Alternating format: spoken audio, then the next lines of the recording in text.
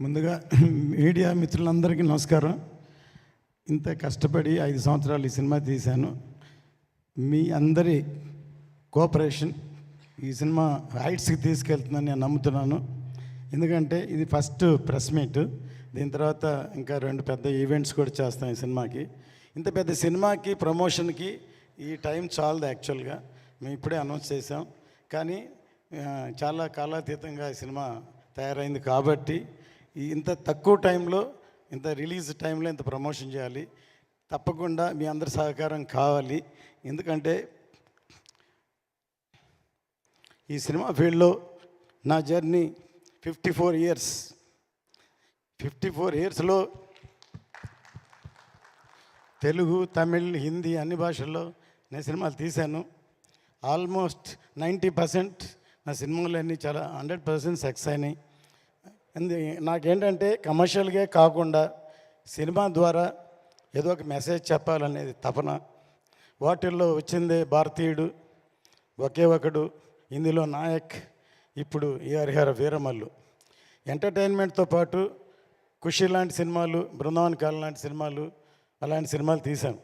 కానీ మాకు మీడియా చాలా పవర్ఫుల్, మీకు తెలుసు. దానివల్ల మనంతు ఎంతో కొంత మెసేజ్ చెప్పాలనేదే నా ఉద్దేశం. అందుకనే అందులోంచే భారతీయుడు పుట్టింది, ఇవాళ హరిహర వీరమల్లు పుట్టింది. ముందుగా ఈ సినిమా తయారవడానికి ముఖ్య కారణం పవర్ స్టార్ పవన్ కళ్యాణ్ గారు. ఆయన ఈ సినిమా మొదలవడానికి ముఖ్య కారణం సత్యాగ్రహి. నేను ఆయనతో ఇదో 3వ సినిమా చేస్తున్నాను. ఖుషి తర్వాత బంగారం తర్వాత ఆయన డైరెక్షన్లో సత్యాగ్రహి అనే సినిమా అనౌన్స్ చేసాము, పూజ కూడా చేసాము. సత్యాగ్రహి అంటే అందరికీ, నాకు కూడా తెలిసింది ఒట్టి సత్యాగ్రహం, గాంధీ గారి సత్యాగ్రహం. ఆయన చెప్పిన తర్వాత నాకు అర్థమైంది సత్య ఆగ్రహి. Even I'm ready to die for the justice అని ఇంత పవర్ఫుల్ ఉందని మేము ఓపెనింగ్ చేసాం. కానీ ఆయన డైరెక్ట్ చేయాలి కాబట్టి ఆయన డైరెక్షన్ చేయలేదు. అందుకని దాని వరకే రత్న గారి సినిమా చేయాలని ముందు వేదాళం అనే సినిమా నేను తమిళ్లో సూపర్ హిట్ అయింది, దాన్ని రీమేక్ చేద్దాం అనుకున్నాం. కానీ అది ఎలక్షన్ వచ్చి చేయలేదు. తర్వాత కృషి గారు ఒకసారి నాకు ఫోన్ చేసి ఒక లైన్ ఉందని ఈ లైన్ చెప్పారు. నాకు నచ్చింది. కళ్యాణ్ గారి దగ్గర తీసుకెళ్ళి చెప్తే కళ్యాణ్ గారు అన్నారు కృషి గారితో, నేను రత్న గారి జడ్జిమెంట్ నమ్ముతున్నాను అన్నారు. అలా మొదలైంది ఈ సినిమా. చాలా టైం అవడం వల్ల 2-3 కరుణాలు దాటింది, చాలా కాలాతీతమైంది.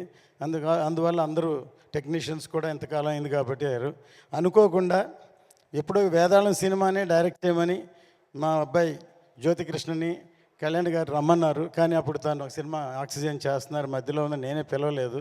ఒక విధంగా నేనే తనకి అపకారం చేసినట్టు. ఈ సినిమా ఏదో మా అబ్బాయి అని డైరెక్షన్ చేశాడు అని కాదు, నిజంగా నాకే హెల్ప్ చేసినట్టు. ఎన్నో రాత్రులు నిద్రపోకుండా ఈ ఒక హిస్టారికల్ ఫిల్మ్ని తను హ్యాండిల్ చేయడం విధానం అసలు కళ్యాణ్ గారు ఆశ్చర్యపోయారు. ఎందుకంటే తను +2 చదువుతున్నప్పుడే మన స్నేహం కోసం సబ్జెక్ట్ చెప్పి తమిళ్లో శరత్ కుమార్తో తీసాం. తను లండన్లో వేల్స్ యూనివర్సిటీలో చదువుకున్నాడు. ఇప్పటి వరకు అవకాశం దొరకలేదు. అంటే నేను ప్రొడ్యూసర్గా ఉన్నా, నా పనిలో నేను ఉన్నాను. కానీ ఈ సినిమాతో తనేంటో నిరూపించాడు. ఇప్పుడు ఈ ట్రైలరు బ్యాక్గ్రౌండ్ కిరవాణి గారు ఎంత అద్భుతంగా సాంగ్ చేశారు. సాంగు మీ సినిమా కోసం చేస్తే దాని ఉన్న బ్యాక్గ్రౌండ్స్ అన్ని తీర్చి ఇలా ఈ ట్రైలర్ తయారు చేశాడు. కళ్యాణ్ గారికి చాలా బాగా నచ్చింది. నిన్న వచ్చి కళ్యాణ్ గారిని అభినందించారు. అంత గొప్పగా ఈ సాంగ్ ఉంది. మీ అందరికీ నచ్చిందా ఈ సాంగ్? ఫస్ట్ చెప్పండి. ఇది చాలా బాగా ఒక ట్రైలర్ లాగా ఉంది ఈ సాంగు. ఖచ్చితంగా 12వ తారీఖు థియేటర్లో వస్తుంది. ఫస్ట్ ఖుషి టైంలో హిందీలో డబ్ చేయమని కళ్యాణ్ గారు నన్ను అడిగారు. నేను ఇది ఓన్లీ తెలుగు వరకే అని చెప్పాను. కానీ ఈ సబ్జెక్ట్ ఎందుకంటే పాన్ ఇండియా సబ్జెక్ట్ కాబట్టి అందుకని పాన్ ఇండియాని అనౌన్స్ చేసాం. సౌత్ కంటే నార్త్కి ఎక్కువ కనెక్ట్ అవుతుందని నమ్మకం.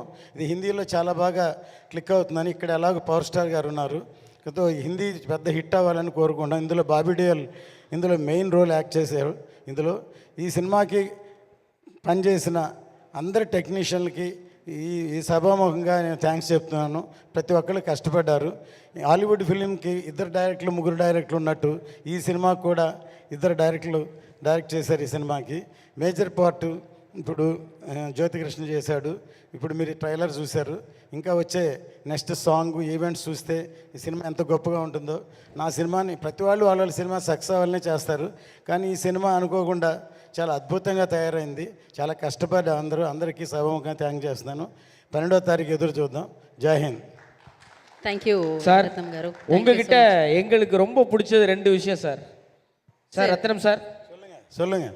ஒன்று உங்களுடைய நாணயம், ஃபினான்ஸை மட்டும் சொல்லலை சார், உங்கள் நேர்மையை சொன்னேன். 2வது, எந்த ஒரு படப்பிடிப்பு தளத்துக்கு நீங்கள் போனாலும் நான் தான் படம் போட்டிருக்கேன், நான் முதலாளிலாம் இல்லாமல் ஒரு கலைப்படைப்பு உருவாகணும்னா நான் இறங்கி எந்த